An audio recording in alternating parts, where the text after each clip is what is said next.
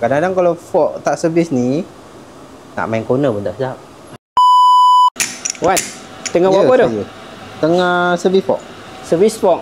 Ha, Yes. Memandangkan hang tengah duk servis fork, nak tanya, apa tanda-tanda kalau fork tu leaking ke apa ke, kena servis macam mana ke? Okey. Macam ni.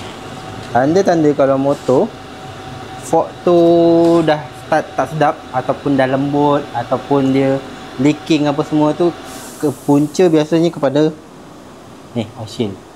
Oil seal salah satunya, dan satu lagi dekat chrome ni lah. Dekat chrome ni ada start cala ke apa. Kalau ini alhamdulillah fork ni tak ada cala lah, tak ada dinted apa semua. Boleh pakai lagi dan kita servis fork untuk bagi sedap balik lah. Lepas tu minyak dia pun salah satu. Minyak dia dah, kalau dah terlalu kotor jadi dia tak sedap lah. Kotor jadi minyak kurang. Load tu jadi tak sedap lah. Tu jadi kita kena servis fork, cuci dia. Kadang-kadang kalau fork tak servis ni, nak main corner pun tak sedap. So kena servis lah kena fork servis. ni. Kalau tidak main corner, okey, patut. Lepas tu minyak dia berbeza daripada kilang.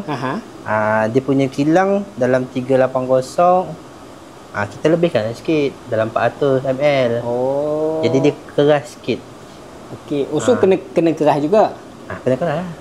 Jadi kita jangan yang bila kita tunjuk tu macam lembut sangat, macam boleh naik kuda. Kalau lembut sangat pun tak boleh. Tak boleh. Jadi macam naik kuda lembut. Kuda-kuda tak boleh. Okey. Tu jadi kena tank slap lah lagi. Yes. Okey. Tu jadi kena turun tu, jadi berat sikit lah. Okey. Lagi sedap kalau apa fork tu dia turun cepat, naik lambat.